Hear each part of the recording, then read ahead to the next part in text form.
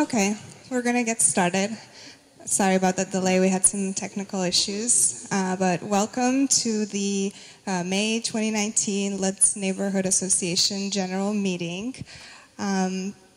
We meet here on the fourth Tuesday of every month, and we have special guests every time, and we accept input from the community. If there's one topic that you would like to explore in particular, or if you'd like to get involved to help make these meetings happen, we can always use some help. If you haven't already, please sign in. It's really important. And then if you don't have an agenda and you'd like one, they're also by the door. That helps you follow along. And then there's a couple other things by the door. The minutes that we need to approve, and then 2 proposed motions that we will get to later tonight. But if you haven't gotten this yellow sheet yet, it would be helpful to familiarize yourself with it beforehand. And essentially, if you are an LNA member, which means that you live within the boundaries of Lents and you've signed into at least one meeting, you can vote to make decisions. So with that, we're going to go around and do a round of introductions in just a moment. I wanted to recognize our note taker, Marcy. I also need a mic runner if anyone wants to volunteer for that job. So essentially, we have a second mic for people who ask questions or provide comments. And it would be helpful if someone wanted to help with that. But Jason, thank you.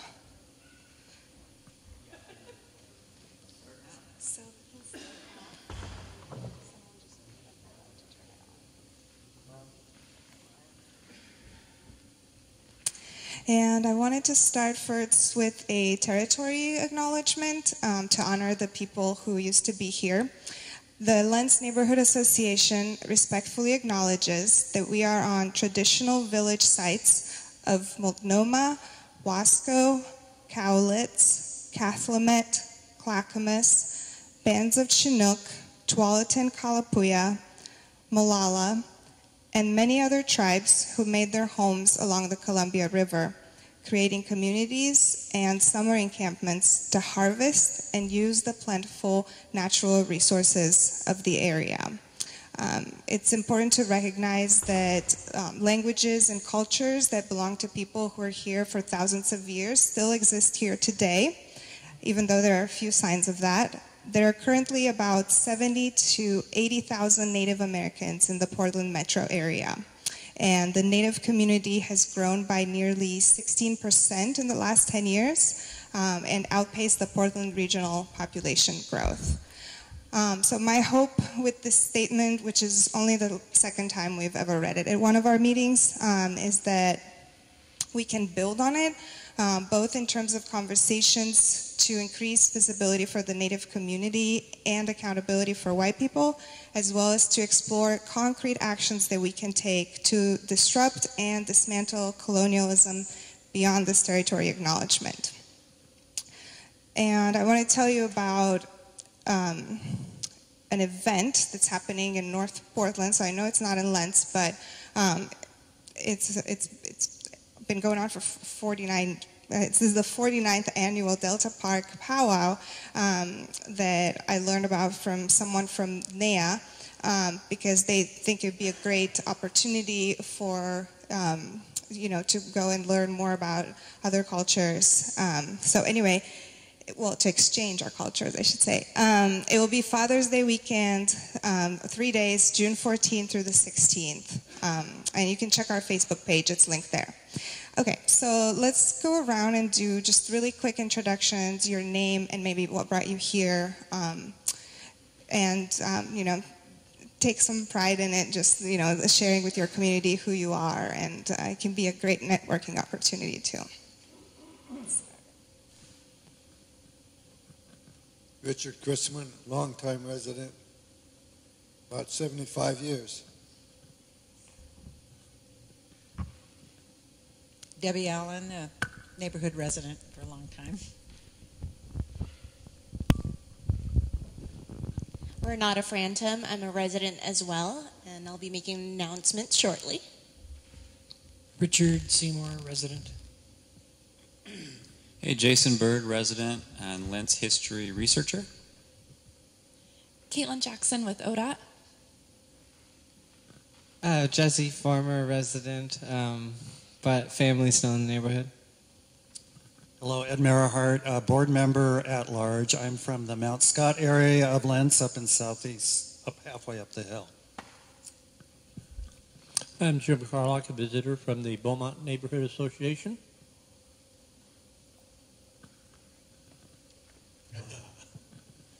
Robert Schultz, Lents Neighborhood Association Public Safety Chair and resident.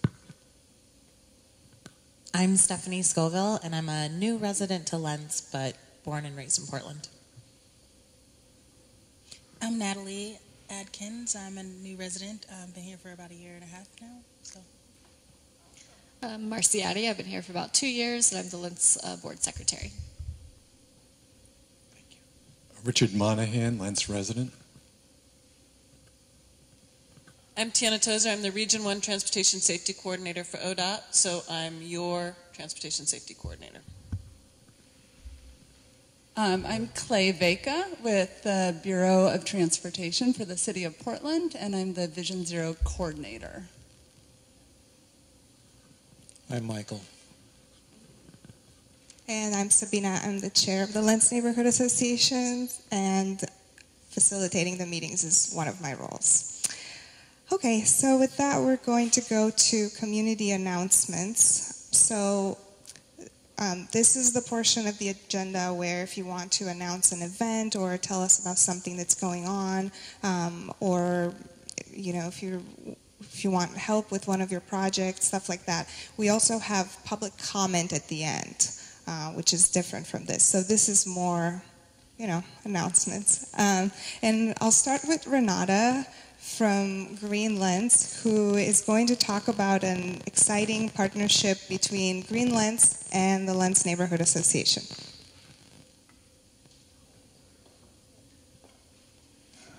Sure. Good evening, everybody. Okay, let's not do that. Good evening. I'm Renata. I'm a Lents resident, and I'm also a volunteer for Green Lents. And I'm here today to promote this community event, the Lents Garage Sale. So I'll pass this around in a little bit. If you're not familiar with what that is, the Lents Garage Sale is an annual neighborhood sale so I started it about 3 years ago, so this is the third annual event where people all over, if you live in the zip code area of 97266, you can sign up to host a garage or yard sale at your place of residence. And then you will be placed on a map. And then on the day of the event, which is July 27th, we'll have a map of all of the different sales happening in the neighborhood. And it's just kind of like a fun day to be in the community, visiting your neighbors' homes, and just, be out and about, and even visit some of the other places in the neighborhood that are really cool to check out. So I'm here today to promote, to do two things. First, to let you know that this event is done in partnership with the Lents Neighborhood Association. So we're really happy to be able to partner this year, and that will also enable us to cover the cost of putting on the event, and also bring back the bingo game that we did last year, which means that you can win really cool prizes from local businesses in Lent. And then secondly, to promote that we are taking signups for people to host a garage or yard sale. And so you can sign up online at the website lentsgaragesale.com, and it's really easy. You don't have to commit, like if you don't know yet what you're going to sell or whatnot, because it's still a long time away, you don't have to commit to like the description or whatever. We just want your contact information so that we know that you're interested in having a sale. If you don't want to host a sale, I hope that you can help us promote the event by letting your neighbors know that we're doing this. Some people may not be online as much. We need all the help we can get getting the word out to everybody in the community. So if there's extra flyers, feel free to take extra, and you can kind of pass them out to your neighbors. You could also get a hold of me by using the contact form on the website, and you can kind of, if you have questions later, or you want to just like let your neighbors know and get them to contact me, you could feel free to just use that form, because I have to leave in a minute. But other than that, I'll probably be back next month to promote it again. But yeah, hopefully some of you can sign up to host, and if you can't, hopefully you can come and attend and participate. So yeah, thank you. Thank you. Ouch. Sorry about that. Yeah. Okay. Anyone else? Okay.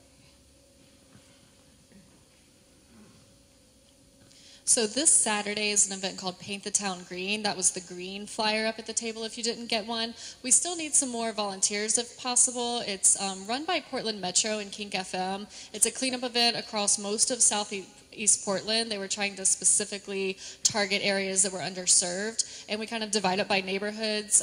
Bella's Italian Bakery is donating a bunch of pastries for us in the morning, and then lunch is provided by the Portland Graffiti Abatement Office. So we're meeting in Glenwood Park at 9 o'clock in the morning on Saturday, and I would love to have you come meet with us and help us out. It should only be about 2 hours of actual cleanup. We'll eat before, clean up for a couple hours, and then eat lunch and socialize with the other neighborhoods this Saturday, 9 a.m.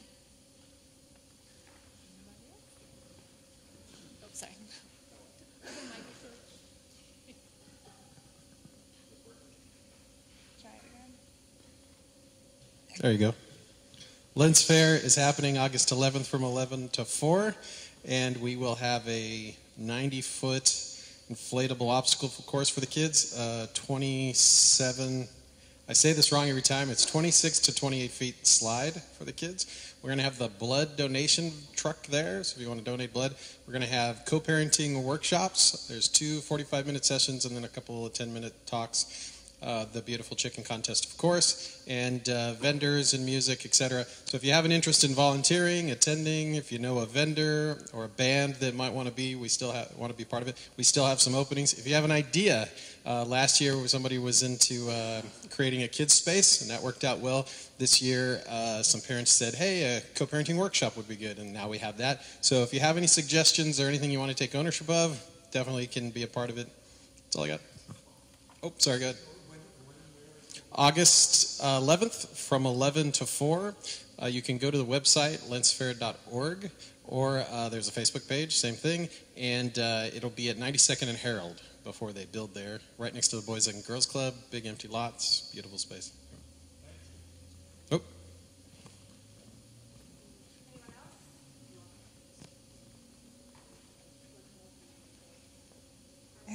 I have a couple of things to talk about, but I need to just dim the lights a little bit for my PowerPoint.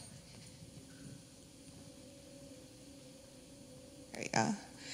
Okay, so I think several of you might recognize this space that's on 92nd and Foster. It's the former antique store in the neighborhood. I was talking to a developer a long time ago, the developer who now owns that piece of land, about our community clothing closet event that we had back in January, where we provided free clothing. We had it set up here in this space. We had about 500 pounds of clothing donations, and we set up shop here, and everybody could come and get clothing for free. So we really wanted to do it again, and I just kind of wanted it to be more of like an ongoing thing, and I asked him if he has any space that he could offer us for a pop-up maybe, and he mentioned this space that's currently empty, and we've just been negotiating, the terms of the lease and how long it would go for, and just last week, everything finally went through. It took a few months, so now I have this space, and I'm going to call it the Lents Collective, and we have it until mid-August, actually until the day of the Lents Fair. So in between now and then, I'm working on planning several events, and I'd like to partner up with as many people from the community, depending on what other community members are interested. But we'll definitely have a clothing swap for kids. The community closet, events probably a couple times. I'm working with some local music producers to have some music classes for disadvantaged youth. Circle time. Yeah, that's fine. These are just pictures of what it looks like inside. Circle time for kids, and I talked to a local doctor here in Lents who wants to do emotional and nutritional wellness classes. And just having it as a meeting space, because right now it's really hard every time we want to meet to find a place, that's where you don't have to pay money, so it's not like a coffee shop, or it's not a church or a bar, or So if you want to use the space, talk to me. I was able to make it happen with support from the Lents Neighborhood Association, so I'm very thankful for that. In the meantime, it will need some love, and it's not super visible from these photos, but the walls are in pretty bad shape, so we will need to repaint them and clean the floors and fix the toilet and clean the windows and all that. So just follow us on Facebook, or keep an eye on our website for announcements for when you could plug in. And now, next slide. So with that, just to help you visualize what we have coming up. So I think we're going to do a clothing drive in preparation for the event on Saturday, June 22nd at that address. And then on July 6th is where we'll have the first community closet event. And there in the middle is a date we're trying to set for a bike tour of Lents, Sunday, June 30th. We were trying to get it to coincide with the Pedal Palooza, but it'll be slightly after that. So those are just upcoming LNA events. Does anyone have any questions for me? Okay. Any other announcements? Okay, then we will move on to our discussion about traffic safety. If you don't have an agenda in front of you, we will hear. Who's going first? Okay, so we're going to hear from ODOT and then from Vision Zero, which is PBOT. Tiana is going to talk about crash trends in the area, and she'll also provide information on the Outer Powell and I-205 construction, as well as current traffic safety education efforts and campaigns. Okay, so we have it's a little bit awkward here because I'm going to have to run over, or actually Clay, my colleague Clay is going to, my PBOT colleague. So I'm Tiana Tozer. I'm the Region 1 Transportation Safety Coordinator with ODOT. That means I focus mainly on education, behavior change, and I also work on high visibility enforcement efforts. The goal at ODOT, go ahead and click, is to get everyone home safely. We're going to flip over. So there's some interesting statistics I want to share with you. So this is the crime crash clock from 2017. So there is one murder every 30.5 minutes. However, we lose one person in a crash every 14 minutes. There's one violent crime every 24.6 seconds, yet there's one person injured every 13 seconds. You can see a property crime every 4.1 seconds, property damage in a car crash, and then burglary and law enforcement reported crashes. We lose approximately 40,000 people every year on our highways in America. Statistically speaking, it is safer to be an American combatant in a war zone than it is to drive on American highways. And that is a pretty sad statement. And I think I've heard it called acceptable death. You know, people die in ones or twos, and so it's not, there's nobody marching on the Capitol, nobody yelling about it. But, yes? This is for all of America. I'm going to get into the Lents in just a second, so go ahead and hit me. So this is a public health problem. So right here, this is 2016 data, and so it's a full data set. We're a little bit behind on our data. So I'm in charge of Region 1. So injury crashes, we had 14,734. 7,406 happened in Multnomah County. 343 happened in your neighborhood. Oh, go ahead. No, we're still back on the other. So life-changing injuries. So these are called serious injuries. They cause permanent disability. 610 in Region 1, 330 in Multnomah County, and 19. You have 19 new people with disabilities who were injured in the Lents neighborhood in 2016. Fatalities, 122 in Region 1, 55 in Multnomah County, and you had 6, actually 7, because I miscounted a crash. I thought it was on 205, but it wasn't. in 2016 in Lents. Go ahead and hit the. So this is sort of what your neighborhood looks like, and I took out I-205 because I didn't think you should be responsible for that. So there were 815 crashes in 2016 in the Lents neighborhood. Go ahead and hit the button. When you take out I-205, that gives you 633. And you can sort of see the patterns that are going on here. I don't know what my next slide. Yeah, so go ahead. So let's talk about crime versus crashes in Lents. Go ahead and hit the button. There were 4 homicides in 2016 in Lents. There were 7 fatalities. There were 277 assaults. There were 343 crash injuries. There were 524 property crimes. There were 284 crashes that caused property damage. And then, so they had all sorts of things under property crimes, like embezzlement, fraud. So I went ahead and put them all in there. 1,720 and 633 car crashes. Go ahead and hit the button again. You actually had 4 vehicular homicides, or what could be considered vehicular homicides. That means they involved reckless behavior. So you had more fatalities in Lents due to car crashes than you did homicides, and you had the same amount of vehicular homicides as you did homicides. This is a serious problem in Portland and in your neighborhood. Go ahead and hit the... so what's causing all these crashes? Speed, 32%. Alcohol, 18%. Drugs, 8%. And then, sometimes people just have to mix stuff. So drugs and alcohol.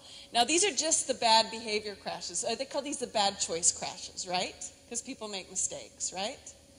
But these are choices. It's a choice to drive like this. So let's move on. Go ahead. So, failed to avoid the vehicle head, 31%. So that's either caused by following too close, not paying attention, speed, right? Go ahead. Did not yield the right of way, 25%. And you can just flip all down. So speed is the 4th on there. 90% of the crashes in Lents are caused by these things. And 50% are caused by failing to avoid the vehicle ahead and did not yield the right of way. So I like to point out about this is most of our crashes are caused by human behavior. The way we drive, not paying attention, the fact that we don't give it our full attention. Driving is a privilege. When I drive, I have my full thought on the road because I know how dangerous it is out there. So go ahead and hit the button. Inattention, 3%. Hit it again. So 90% of crashes in Lents are caused by these things. Human error, mistakes, and some bad behavior. Go ahead. Yeah, okay, so now I'm going to introduce my colleague, Caitlin. Can I take you have a question? Go ahead, I can take your question really quickly, or I can wait till the end. I was wondering, what is the criteria for the listing of speed causing an accident? Speed has several different listings. You know what? Well, I'm going to go ahead and pass it off to Caitlin. I'm going to answer that at the end of my session, okay? Caitlin Jackson is with our community affairs. She's going to tell you about the work that we're doing in your neighborhood. Hi, thanks for having us. I'm first going to talk to you about the I-205 project that we have going on from the Glen Jackson Bridge all the way down to Johnson Creek. Excuse me, this is not a new project. You saw it all last season, and we are back in 2019 finishing that same project. We are constructing a new auxiliary lane from Powell up to the I-84 interchange for northbound. So if you travel on I-205 north, then this will impact you. If you travel all the way to Washington on 205 north, we're also constructing another auxiliary lane that ends near Killingsworth from I-84 to Killingsworth. So auxiliary lanes connect from one on-ramp to the next off-ramp or several. And they're targeted to improve congestion in areas of bottlenecks. So as part of that, we have a lot of construction coming up. And you can go ahead, Tiana. There are some things that you should know if you travel on I-205. First would be, we have a weekend full closure of northbound I-205 scheduled. Those dates are August 2nd through the 5th. That's 24/7, Friday night through Monday morning. The detours for that will be 2, one to 82nd and one to 122nd. We will also have have periodic nighttime full closures of either one or both directions of I-205, and this is because we're installing ODOT real-time signs. So those signs are the big electronic signs, and they either tell you how long it takes to get from point A to B, if there's congestion ahead, or the smaller signs that tell you an advisory speed that you should be driving to avoid some problems up ahead. As part of that, we're installing really large sign structures that span one or sometimes both directions. If you do travel to Washington, there will be one night between midnight and 5 a.m. We don't have a date yet, but the Glenn Jackson Bridge will be closed to install one of these sign structures. If you happen to take the division on-ramp to 205 North, that has been closed. It will be opening up shortly, hopefully this weekend. And if you use the Killingsworth off-ramp, that will be closing about mid-June for about 2 weeks. We're also doing nighttime work, and that's lane and ramp closures, kind of what you've been seeing consistently. Those are the kind of what to expect on that project. There are handouts at the table up front.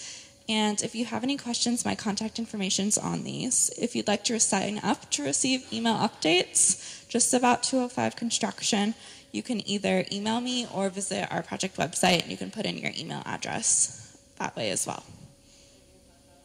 Sure.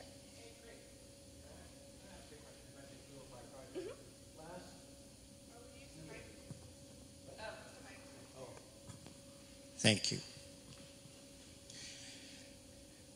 When 205 was being worked on last late summer, I guess, right?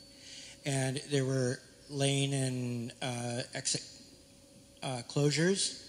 There were several nights where there was improper signage or not enough. I mean, usually it was like closed, and that's where the sign was that said it closed, and that caused a lot of problems. Is there going to be any corrective action on that? Yes, we've been working closely with the contractor. We know we had a lot of problems with traffic control last year, and we've been pretty clear with them that that level of problems is not acceptable going forward.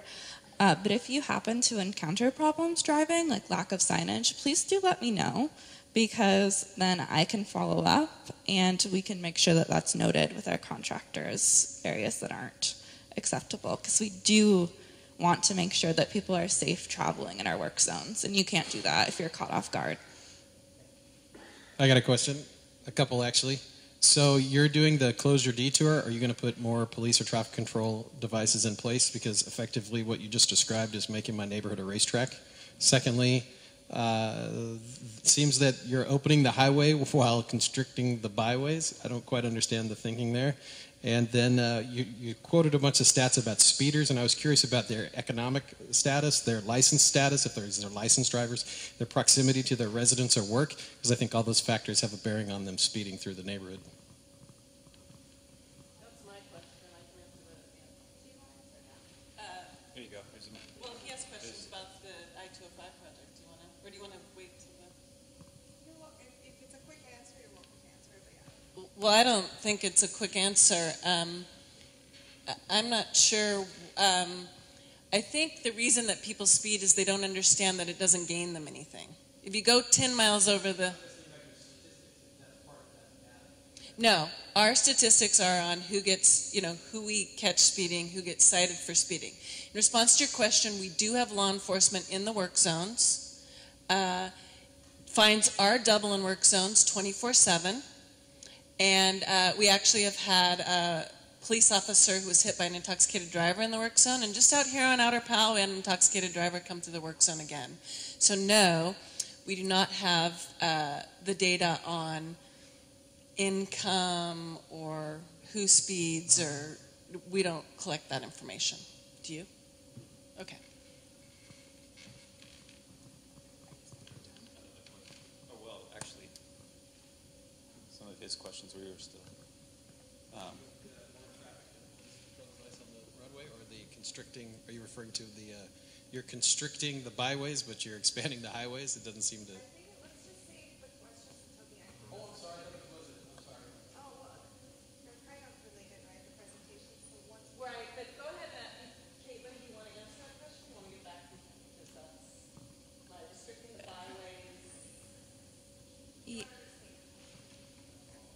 Right. So you outlined more exit lanes on 205, what have you, right? And it seems that you're expanding the highway while there is an effort to constrict the byways. And it didn't quite track for me. Because, yeah, that's great for north-south, but how do you handle east-west when everything's constricted? And I believe personally that it contributes to a lot of these speedings and accidents and things. That's why I was curious, as an official, what your thoughts were. Well, I don't want to speak for PBOT and their work on their city streets, but I can speak for our work to add auxiliary lanes in areas with bottlenecks. We find a lot of, they're not severe crashes, but they're rear end crashes a lot and sideswipe crashes when people are merging onto highways. So auxiliary lanes help relieve those congestion bottlenecks, and they also provide people more space and time to merge. So we have found both decreases in congestion and decreases in crashes when we've implemented auxiliary lanes at key locations. We have less crashes.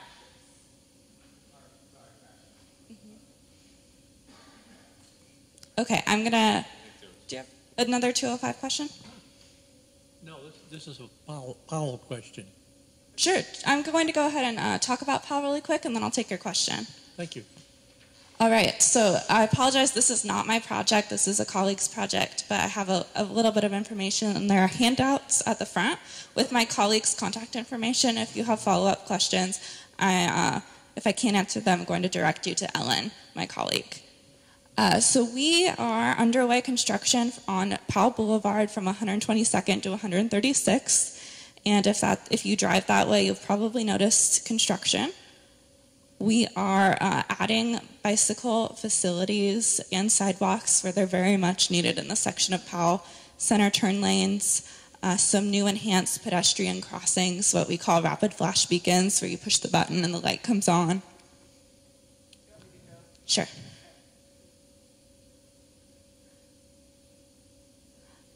You can go ahead and click through all of them.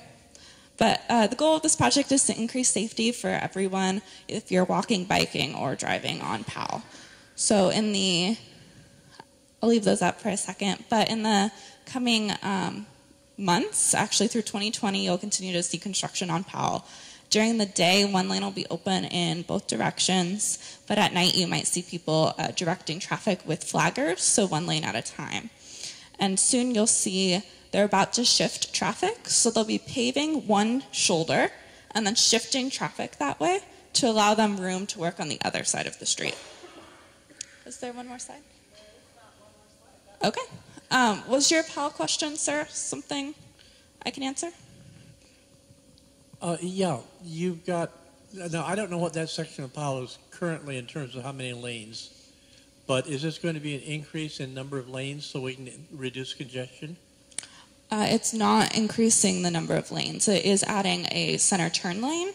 In the section of Powell, a lot of people like to use the shoulder to pass cars and to make turning movements. It increases congestion. So it's not added through lanes. Okay, the second half, I guess, is what does this cost to construct compared to just an old-fashioned road with maybe sidewalk on one side and no bike lane and the old way of doing it?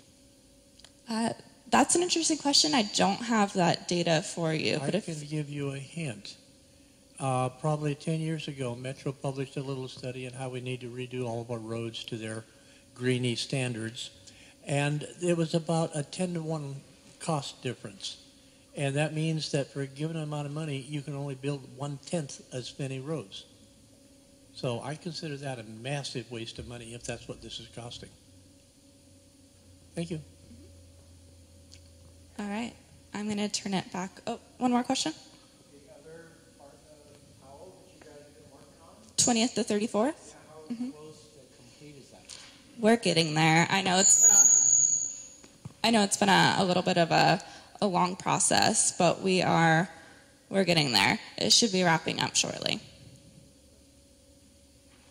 Okay. All right, thank you. Okay, so moving forward, I actually want to come back to your speed question because Oh, he left. Okay. Oh, no, he's over there. I'll ask you in a minute.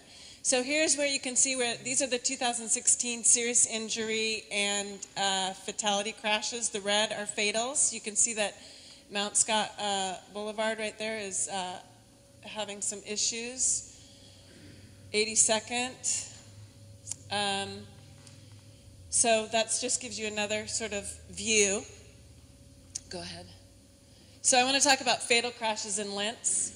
So 2 of them were due to speed and drugs, 33%. 1 was due to speed, 1 was alcohol and speed, and 1 person crossed the center line. So that could have been for a number of reasons. So go ahead. And now I'm going to talk about the serious injury crashes. So speed and alcohol, 18%. Speed, 12%. Alcohol, 12%. Did not yield the right-of-way. Inattention. Failed to avoid the vehicle ahead. Speed and drugs. And for some reason I missed the percentage, other improper driving. So as you can see, the serious injury and fatal crashes are really caused by poor behavior. So poor choices, I like to say. So go ahead and hit that. So Lents crashes 2016, 99.4% are human error, mistakes, poor choices. 0.2% vehicle. We had a vehicle that lost its brakes, so I'm giving that one. You know, it could be either human error or. And then environmental. There was a view obscured, so that could have been trees. Can you go back? Sorry. And then we had 2 people who got physically ill, and that caused crashes. So here is my information. Thank you, and I will take your questions now. Okay, let's start with you. Go ahead. I have a few questions. Did the other person leave? Oh, there you are. Okay. The I-205 auxiliary lane closures, stuff, all this stuff. When will this, what's the anticipated end date? We will be done with that project this fall. Oh, okay. Mm-hmm. Okay, because there's an I-5 closure, the 3 lanes, September 2020. Yes. Okay, so I just want to make sure that we're not like going all the way into that. No. We're coordinating closely with all of our projects. And during the weekend full closure for 205 and the nightlies, there won't be 84 I-5 detour impacts during that time.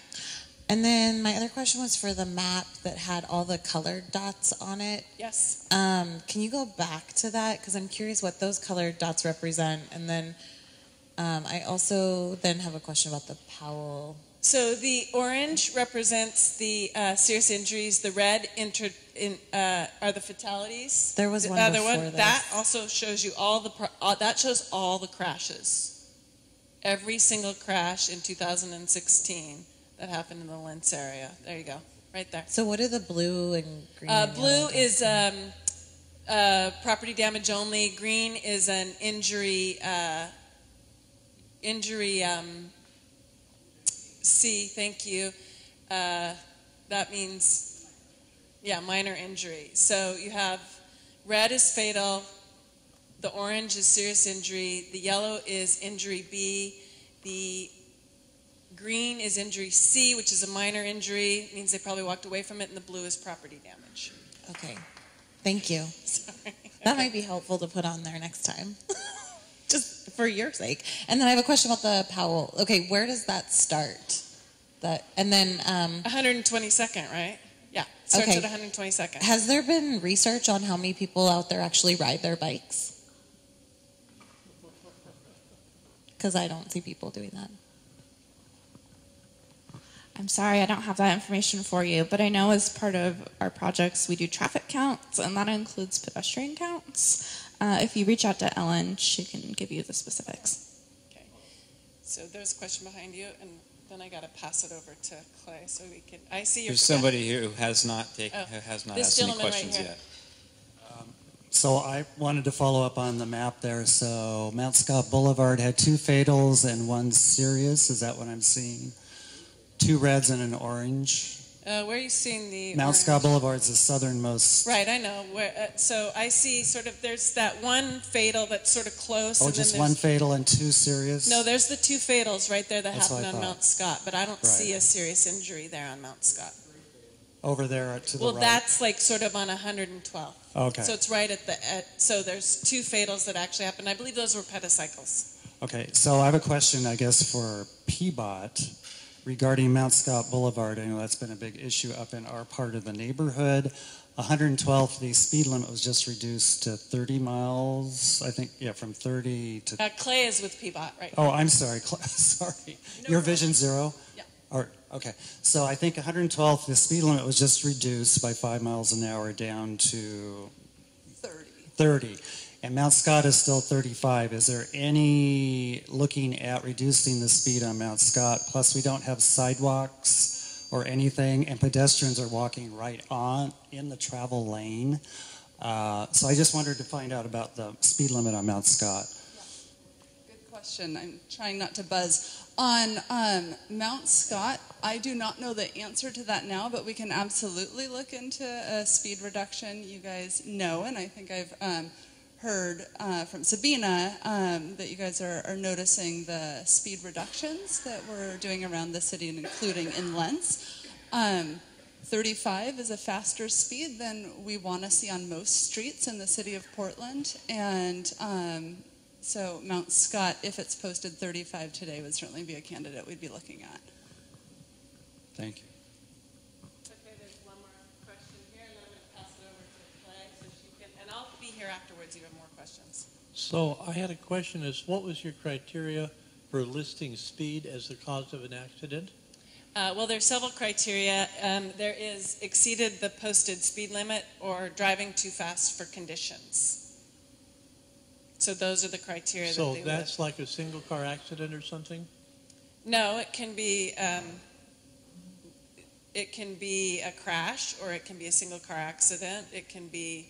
Because it seems to me if you're speeding and you hit another car, speeding is not the cause. You didn't yield right away or something along those lines unless you're doing 60 and a 25. Well, it depends. If you catch them overtaking them, so you float into their lane, that's due to speeding. Or if you hit them because you can't stop, because you don't have enough room to stop. There are all sorts of ways they classify speeding. But speeding is the second cause of crashes and the second cause of fatal and serious injury crashes in Region 1. And do you make a distinction between a little speeding and a lot of speeding? I mean, I'm looking at these programs to say, we got to reduce all of our speed limits. And I'm thinking, okay, you got a 30-mile-an-hour street, we'll take it down to 20 or 25. Is that really going to cause a 60-mile-an-hour drunk to slow down? But that's a drunk. That's a poor choice. That's not a behavior. But here's my question to you. Where are we going so quickly? Why is it so important to go 30 rather than 20? Or maybe why is it important to go 30 instead of 5? Right. That's a ridiculous question. Right. Time is valuable. Well, actually, it's not a ridiculous question because I have some information for you about how going 10 miles above the speed limit only really works if you're going 500 miles or more. You only really gain 5 minutes of time. So I think there's this perception that we have that we're getting somewhere faster when we're really not. So, I mean, I think there's a misconception. Let's not waste a whole room full of people's Yeah. time debating that subject. But my second question is, if I recall, you said that it is more dangerous to be on our streets from an accident standpoint than in a war zone? From a crash standpoint, as an American in a war zone, as an American combatant, statistically speaking. Can you tell me how you arrived at that? Are you accounting for the fact that we have 200 million drivers and only a few thousand in a war zone? Well, deaths, yeah, I get that. Okay, by that criteria, climbing Mount Everest is safer than crossing the street. We can debate that afterwards. No, that's not open to debate. Every statistic is We can debate that adjusted by afterwards. per Thank you, sir. exposure, and you're ignoring that, and you did that to try to impress us. And I'm kind of sick and tired of government people trying to distort things to scare us. Okay, thank you for your feedback, but we're going to move on now. We have to get to the next presentation. All right.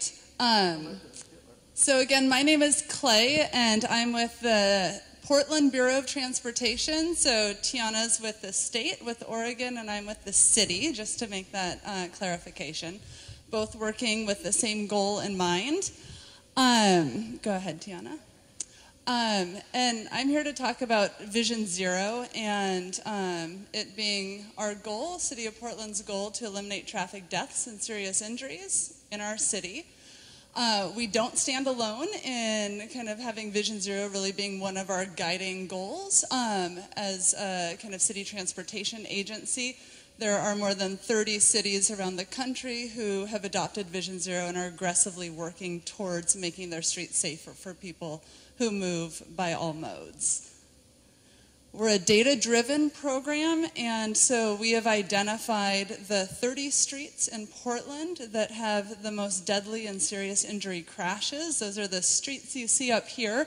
I could cover the labels on this map, and you guys could probably guess at least 20 of the streets that are up there. They're most of our biggest corridors.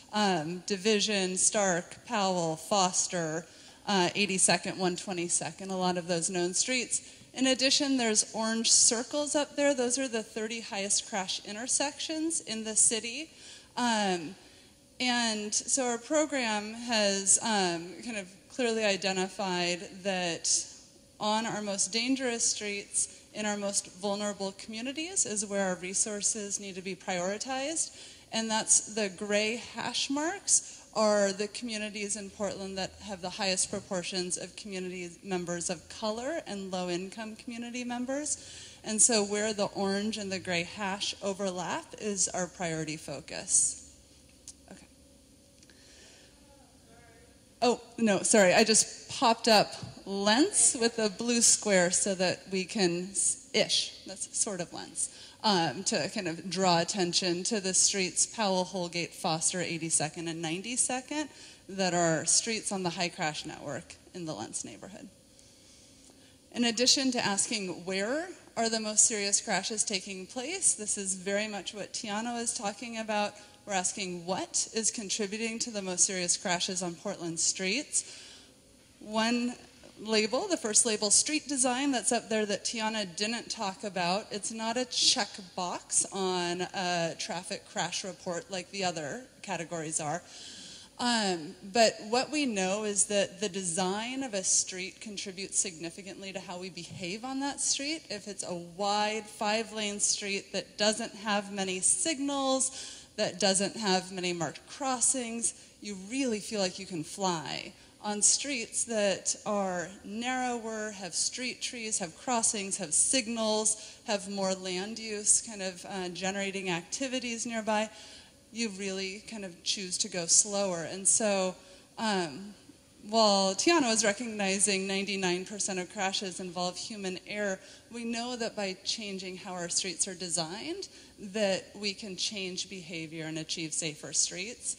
The 57% represents the number of fatal crashes that take place on those 30 streets I showed you in the previous slide.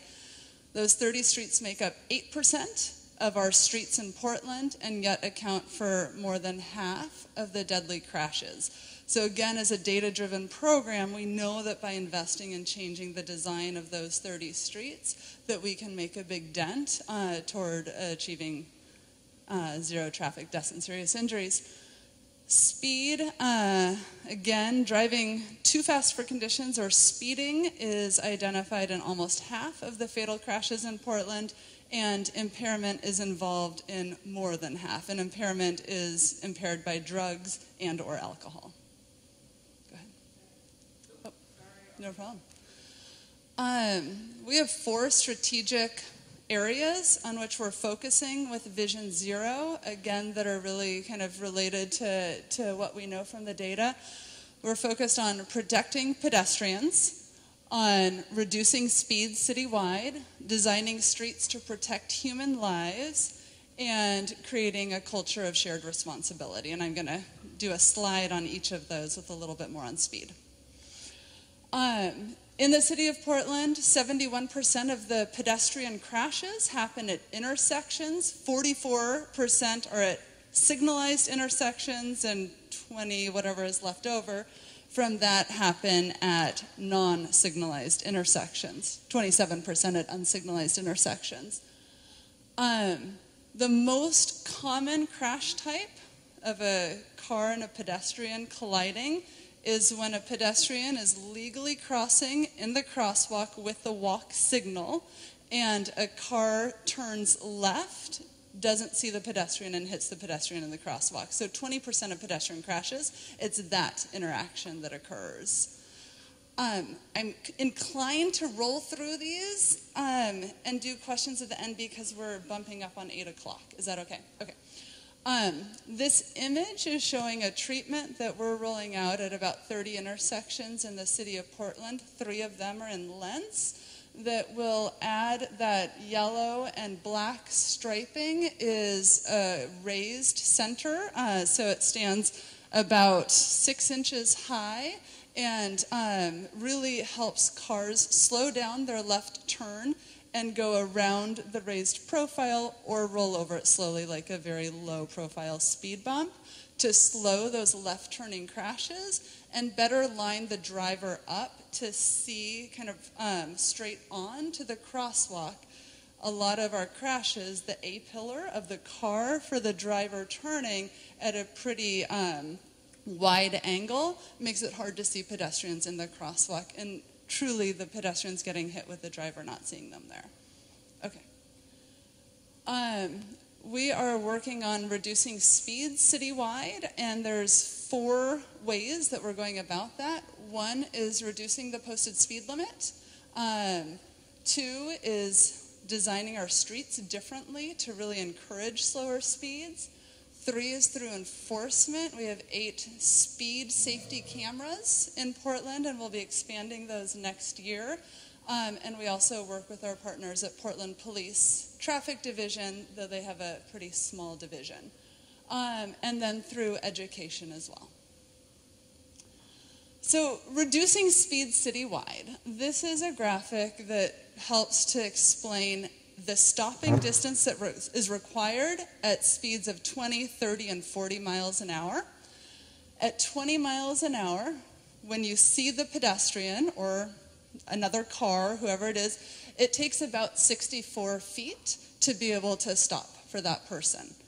At 30 miles an hour, it takes 112 feet, and at 40 miles an hour, it takes 170 feet. So just from kind of the physics alone, we know that reducing speeds really gives us the opportunity of avoiding a collision altogether. All right, next slide. And then the impact to the human body that speeds has, it really increases even with small incremental increases of speed. What this graphic shows is 3 bands. The lower band is non-severe injuries at different speeds. The middle band is increasing injuries, and the upper band is injuries that usually are fatal or very, very severe. You can see that the breaking point from non-severe to increasing is about 20 to 22 miles an hour. So a pedestrian who's hit going 22 to 33 miles an hour will certainly sustain injuries. We all know that, right? We're like soft, fleshy people, and we're not meant to be hit with like really big, heavy 5-ton forces. And so it makes a lot of sense, but it's really through that lens that we're doing our work around speed is can we prevent the crash altogether by having better stopping distance at slower speeds? Can we make the injury less severe by having slower speeds so when that impact does occur, we're not losing people on the streets? I failed to mention that half of our fatal crashes in Portland over the last couple of years have been pedestrians. That's a huge, huge number of fatal pedestrian crashes. Last year, there were 34 people who died on Portland's streets, and 16 of those were pedestrians, so just under half. Since 2017, all of these red lines are where we've reduced speed limits on Portland streets. It kind of accounts for 117 miles In addition to these speed limits on residential streets, how fast are they now? Who knows? Any non-ODOT person? Residential street speed? 20.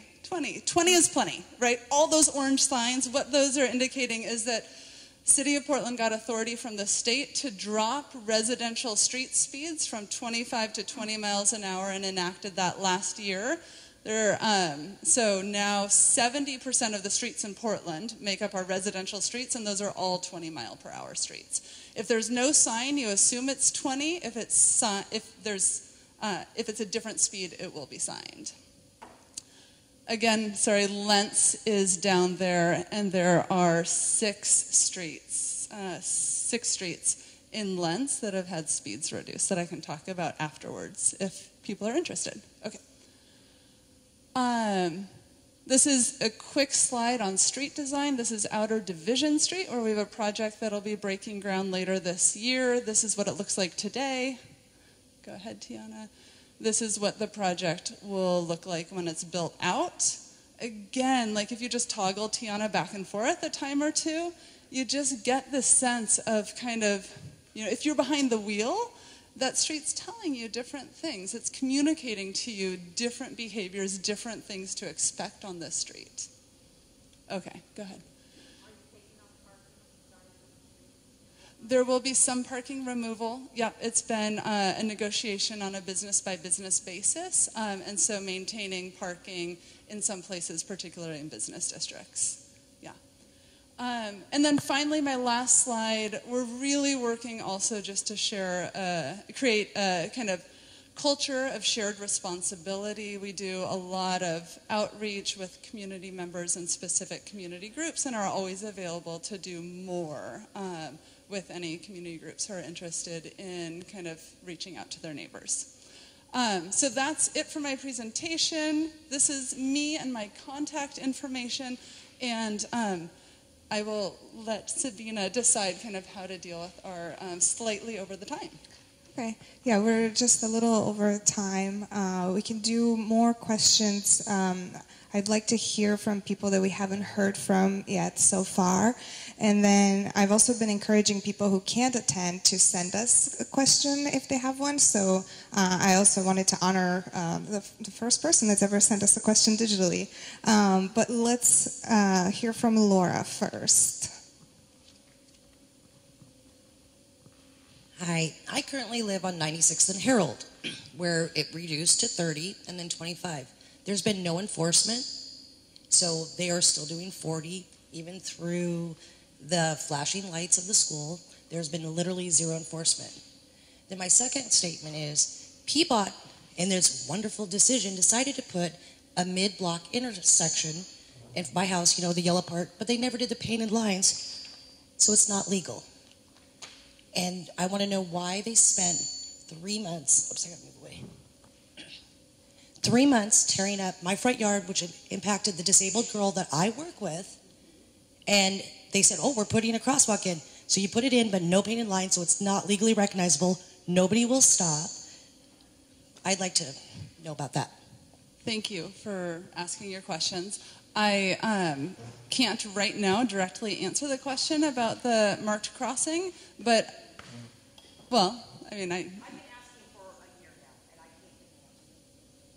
I would be happy to make sure I take a note of exactly where that location is, get your contact information, and follow up with you tomorrow. And then your other question, enforcement, it's a real challenge for us. We have a very small traffic division at the city. We work with them to enforce the most dangerous behaviors on the most dangerous streets. So again, that pushes a lot of their work to those 30 high crash network streets that we looked at earlier, because the resources aren't there to do more citywide. That said, school zones are a high priority. And through the traffic sergeant that I work with, he takes all community requests that come through our traffic safety hotline, which is, the email for that is safe@portlandoregon.gov. Again, safe@portlandoregon.gov. all traffic enforcement requests that come from the community will go to him, and then he triages that list and may or may not come to your community or your street, kind of based on the other needs and what he knows about the needs in the city. Again, if it's a school zone, that receives high priority, and my understanding is that police officers at the first few weeks of school go to every school zone in the city to enforce speeds at some point during those first few weeks to try and get that behavior change. Thank you. Okay, so I want to get through this question that someone sent to us. Rosemary Colarafi, who's a Lents resident.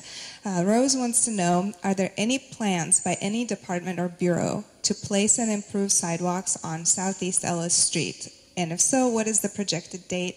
I have lived here for almost 10 years and still must walk through muddy and dirty water-filled potholes between Southeast 92nd Avenue and 84th Avenue to get to the north side of Ellis Street, where I live after visiting the businesses in the Lents Town Center.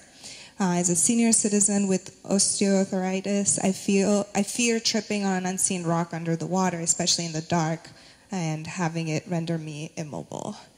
So I think also what stands out to me from this is sometimes people don't know, who to ask their question of, if it's PBOT or if it's ODOT. So, yeah.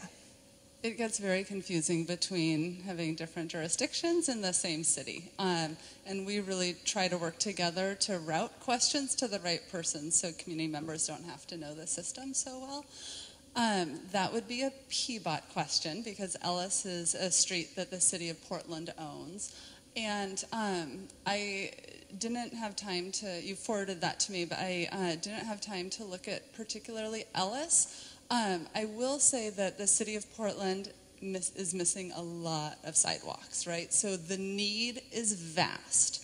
And we are just wrapping up a pedestrian master planning process, PED-PDX, that's been going on for the last 2 years, year and a half maybe. It will go to city council next week. And it's the process by which community members have given input to help prioritize how do we prioritize where crossings go, where sidewalks go.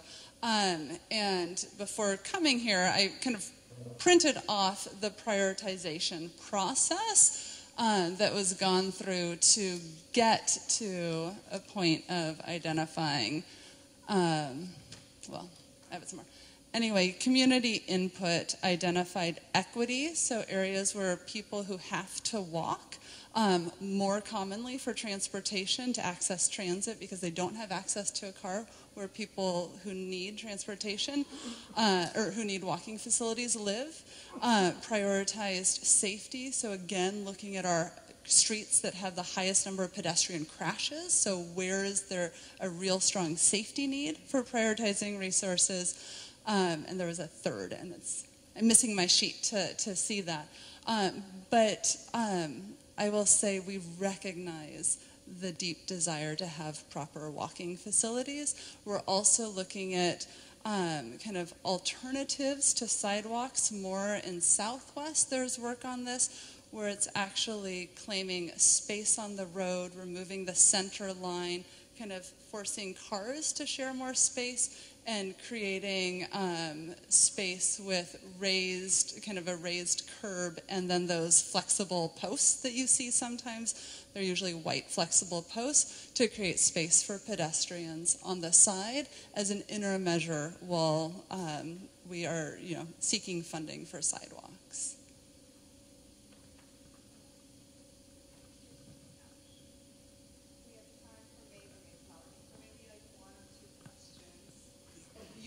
I'm not choosing.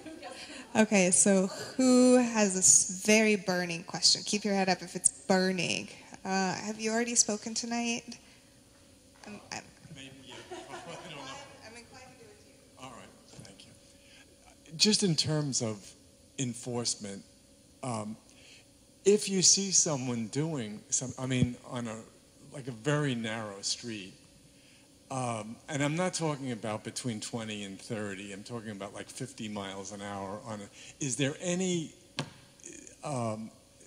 If you get the license plate or anything like that, is there any place you can report it where or I suppose you have to have it on film or something like that. I mean, and it's can't do it.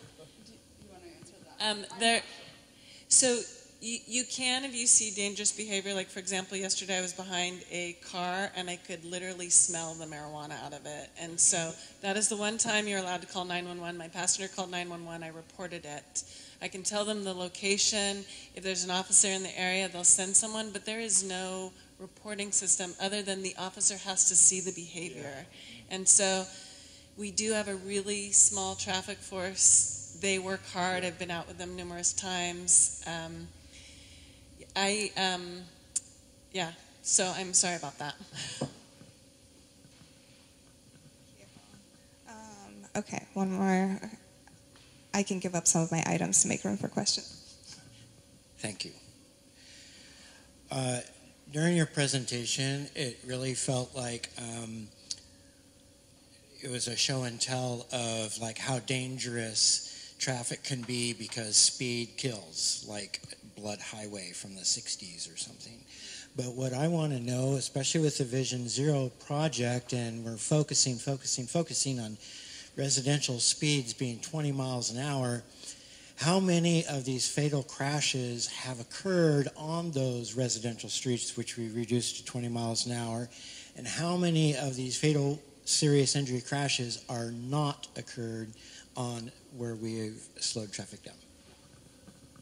I think that's a great question. I think it's 0 fatal crashes that have happened on the residential streets. It's not quite 0. There have been a few looking at the last 10 years of crash data, but definitely the vast majority on our big fast streets. We went to the legislature in 2017 wanting to gain authority to set speeds on Portland streets, all Portland streets. We didn't get that authority. Right now, the state, so ODOT, gets to set speeds on every single street in the state of Oregon. We want to be able to set speeds on our own streets. That didn't happen. What we got was Portland, you can have a carve out and you can reduce residential street speeds by 5 miles per hour. So we took it. And going to 20, it's a really important process in this cultural shift to not accepting the really high speeds that we have, because those posted speed signs, the speed limit signs, they matter. They give us information about at least what is kind of the appropriate and expected speed. And 35 miles an hour going through kind of an increasingly dense multimodal environment, it's not the right speed for keeping people safe. And so we're in a process of bringing residential streets down to 20. You guys have seen more streets go from 30 to 25, and some streets go from 35 to 30. So it is part of the piece of changing this cultural acceptance around speed, but 20 is plenty is not specifically addressing our most serious streets. In other words, it's bullshit. I don't believe it is. It's a part of the puzzle. Okay, 5 miles an hour can change it from a life-changing injury to just walking away. Right, but that's not helping streets like on Division, where we continue to have fatal crashes there almost on a monthly basis. But the focus is on making sure we turn Foster Road from 2 lanes to 1 lane when there haven't been any fatals since we put up the beacons. So I think I'm going to give you some feedback that I believe that it is a failure in visioning with Vision Zero about how to find a way to reduce the fatalities instead of focusing on, okay, yeah, we got residential streets down 5 miles an hour, but what about the 57% that you stated with road design? Like, Division hasn't changed other than you put up speed cameras. Yeah. So this is Division right here. So it will change. And it's a street that matters a lot, right? It is, I think our former commissioner labeled it the road of death. It has been horrendous, and it has to change significantly. Foster is one of our high crash streets, and I know it's in this neighborhood, and that is probably the hardest project that this Bureau has done. It went to council 3 times to say, are you sure this is the right choice? And I won't rehash Foster now, but those fundamental street design changes are important, and they're much bigger than dropping speeds 5 miles an hour on residential streets. They're fundamentally changing how we experience the streets. Can I also address that? We just did a high visibility enforcement for pedestrians on Division. We're aware of the problem, and we are putting some enforcement dollars there and focusing on the rapid flashing beacons and getting cars to stop, and also pedestrian behavior. Okay. Thank you. We are out of time, so we have to move on. We're actually over. But thank you. Thank you to ODOT and VBOT for these awesome presentations. And also, I really appreciate how focused they were on Lents. I feel like that's always a struggle when bringing city officials here. They just kind of talk about numbers in general. And I really appreciate that you guys focused on Lents in our area. Okay, so now we have to vote on a couple of motions. Mine was the first one, but I'm actually going to wait and see if there's time, and I'll let Ed go first. And Ed has he's proposing a motion for the LNA to oppose the proposed residential infill project as recommended by the Planning and Sustainability Commission on a 5-4 vote. And I'll let him explain what that's about. Okay, thank you, Sabina. So for those of you that were at our March general membership meeting, we had presentations by those in support and those opposing the proposed residential infill project. And that project was approved by the Planning and Sustainability Commission on a 5-4 vote. It was very split, very close. And all I heard at that meeting was the negative impact that it's going to have, especially on the Lents neighborhood, the Mount Montevilla neighborhood, Mount Scott, Arleta, and I think the other one was Brentwood, Darlington.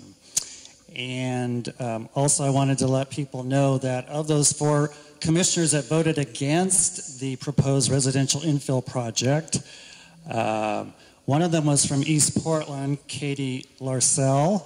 I don't know if people know her or know that name, but she was very instrumental or very involved with the East Portland Neighborhood Action Plan.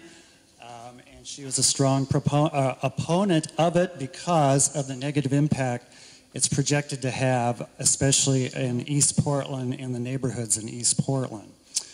The BPS staff report commented about the main concern is proposed displacement, increased gentrification, and increased housing costs, especially for the Lents Neighborhood Association area. So that is the main reason that I feel that our neighborhood should go on record opposing it, and I would like to have us send a letter to the Planning and Sustainability Commission, the mayor, because the Planning and Sustainability Commission voted to recommend it move forward on a 5-4 vote. It is now going to City Council sometime later this year. So I'd like to see us send a letter to the mayor, the city commissioners, also to the East Portland District Coalition office to let them know and get the word out to the other East Portland neighborhoods, especially those in the lower income neighborhoods, which are mostly in the southeast part of East Portland, and also the East Portland Action Plan. Main reason is because of the BPS staff report and those that voted against it at the Planning and Sustainability Commission hearing because of the proposed displacement. As I mentioned, in the lower income neighborhoods in East Portland, which Lents is one of them. And if you remember from the March meeting, even the advocates supporting it mentioned that Lents was one of the 3 or 4 neighborhoods that was going to have very negative displacement from the proposal. I don't want to go into the proposal because that would be like, we already did that back in March. So some of the other reasons I feel we should go on record opposing it is because a lot of our neighborhood is already zoned R1, which is apartments. In fact, I remember at the March meeting someone mentioned that they had bought a house just recently in our neighborhood, but it's actually an apartment R1 zone, and a lot of our neighborhood can already be redeveloped, I guess you'll say, because it's already zoned for R1 apartments, even though they're single-family houses. It's an inequitable proposal because the R10 zone is excluded from it, which is 10,000 square foot, which is mostly on the west side of Portland. The BPS staff report talks about how very little infill development will happen on the west side. It's mostly going to be on the east side, and it's not going to be in the more affluent inner neighborhoods. For example, in southeast and northeast, it's going to be again mostly in the lower income neighborhoods, which is East Portland. And also East Portland, a lot of our area does not have the infrastructure. We don't have sidewalks, we don't have paved streets. I've been hearing a lot of that, we lack sidewalks. And as you know, East Portland's always been sort of low on the totem pole for getting improved infrastructure. And so that's another reason I think we should oppose it. Plus, there's no off-street parking requirements for this quote-unquote increased development, which means a single-family house could possibly add up to like 4 additional units on their lot. And I thought the phrase I heard at the March meeting was very good. This is the cart before the horse. As displacement is not addressed, as is affordable housing is not addressed in this proposal. So again, if you have your yellow sheets, it's number 2. The motion is to the Lents Neighborhood Association opposes the proposed residential infill project as recommended by the Planning and Sustainability Commission. Does anyone second that motion? Okay, Marcy seconds. So I have a clarifying question. What would be the result of a yes vote? Like if we officially oppose, are you asking that we send suggestions for what we would like changed if they were to, or are you saying we would write letters to say we outright support the residential infill project? Because they're still taking comments, right? And they're still, so you're not saying just to provide input in opposition of the way it's drafted currently. You're saying, do you want us to oppose it completely? Right. No, my motion is to oppose the current proposal, which has gone now to the City Council. There's still time to make comments, etc. I am not suggesting any specific recommendation in terms of what we should propose. I mean, I'm just saying that we actually oppose it the way it is currently, and also and the way the 4 commissioners that voted against it. Again, it was a 5-4 vote, so it was very close. So my proposal is to vote yes to oppose, but I'm not suggesting at this point any specific amendments to it, I guess you could say. Okay. Any questions or comments? Yes.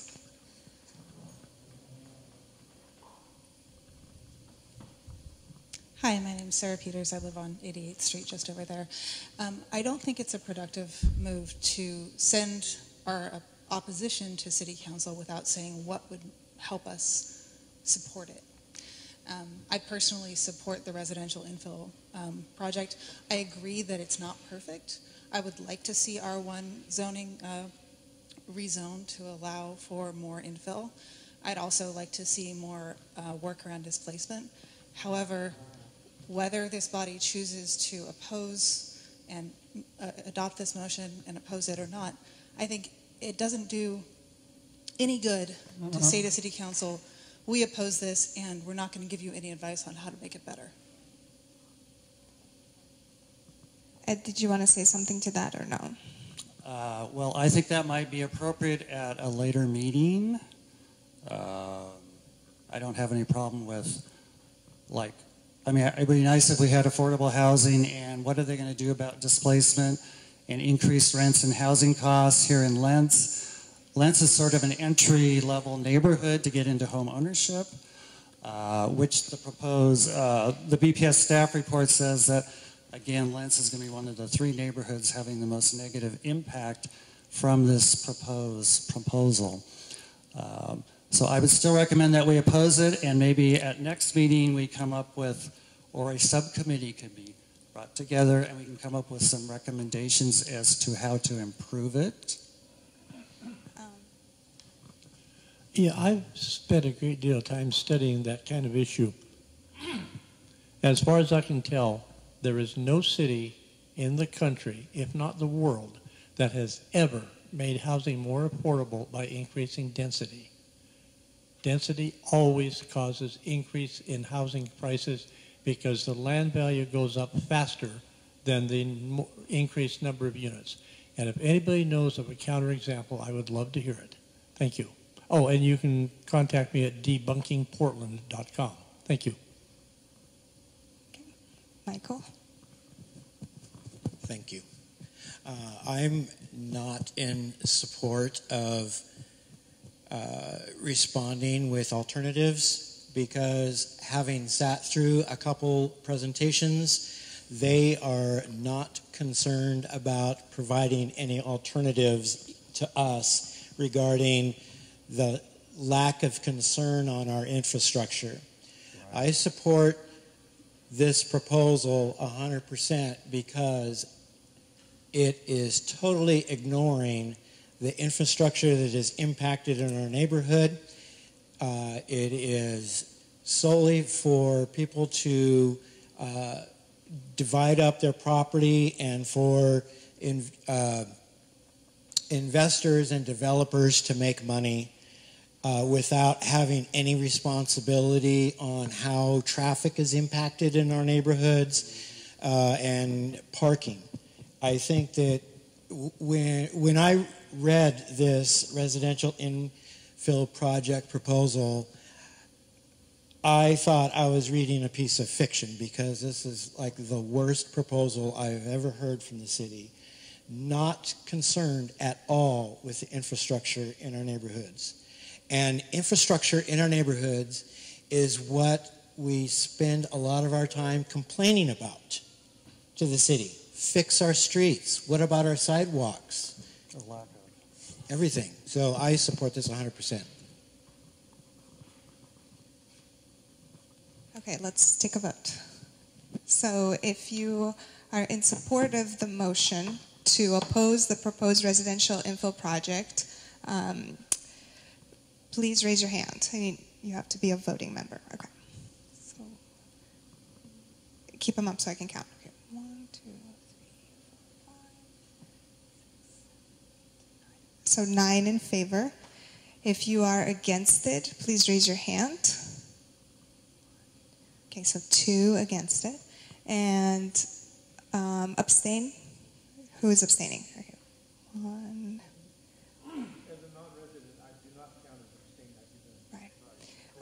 Okay, so just, sorry, did you have your hand up? Okay, so 3 abstained. No, wait, 1. 1 abstained, sorry. Okay, so motion carries. Yay, thank you.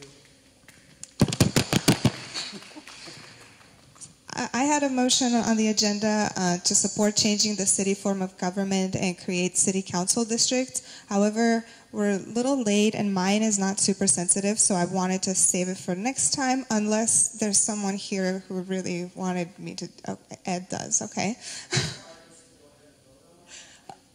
Okay, well, let's do it. So this is in reference to a discussion we had last time where folks from the City Club of Portland came and talked to us about why it would be a positive thing to change the current form of government that we have and have just area representatives. And I'm just going to read what I have here. I'm actually going to strike a sentence out, but I'm going to read to you what my proposed motion is. So we support changing the City of Portland's form of government to a more representative and equitable system.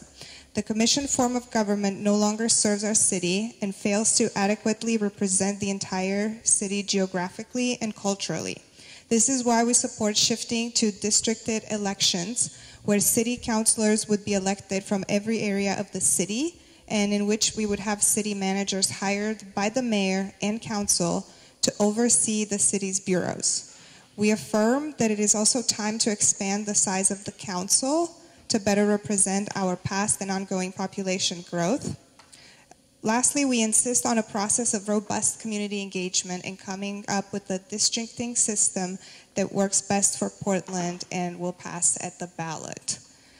And so basically, if we decide to support this, all it would mean is that if and when it ends up on the ballot, we would just focus on our efforts in doing community outreach to educate people in our community that this is happening, so that people can run for a position, and maybe we will have someone from Lents, representing us on city council. So it could be a lot of just door to door, as well as working with City Club of Portland and others to come up with the voting system and for how that change would work. So that's my motion. Does anyone second my motion? Okay, seconded. Does anyone have any questions? So when I came to that meeting, I had no idea what our current form of government was, and I actually thought it was going to be a really boring meeting, and it was very eye-opening. I didn't realize that there were only like 5 people that controlled everything, and they're often like competing for funds and not supporting each other. But the biggest thing for me was that every other city that has tried this form of government stopped because of all the issues. We're the only one left, and I think that says a lot about how this has worked in the past, and that just really stood out to me a lot. Thank you. Okay, let's vote. So if you are in support of the LNA officially endorsing changing the city form of government and creating city council districts, please raise your hand. Okay, 1, 2, 3, 4, 5, 6, 7, 8, 9, 10, 11, 12 in favor. If you are opposed, please raise your hand. No one is opposed. And if you're abstaining, please raise your hand. Michael, did you vote or no? Okay. Okay, so the motion carries with 12 in favor. Thank you, everyone. So now we just have to approve the minutes from the last meeting. How many people here were at the last meeting? And okay, so we're going to approve the minutes really quickly, and then we're just going to do a few more community announcements. Someone is here. I'm really excited to hear from someone who is going to talk about a painting that they're going to do next weekend on our footbridge that they want to invite us all to participate in. Does everyone have a copy of the minutes from last time? We basically just want to make sure that what was discussed here last time is reflected in our meeting minutes. Who needs a copy? It would be very quick. Does anyone need a copy of the minutes? Basically just looking them over to see if anything's missing or if anything is inaccurate.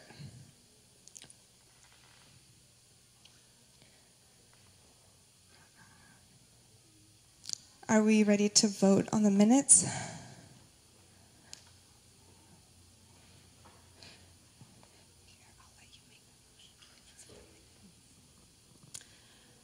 I'm making the motion to approve the general meeting minutes from our April 2019 general meeting. Second the motion. If you're in favor, please raise your hand if you support the minutes as they are written. Okay. 1, 2, 3, 4, 5, 6, 7. I think 7 in favor. Okay. Anyone opposed to? Oh, okay, 8. Anyone opposed? 1. And then anyone abstaining? Okay, 2 abstentions. So the minutes are now approved. Okay.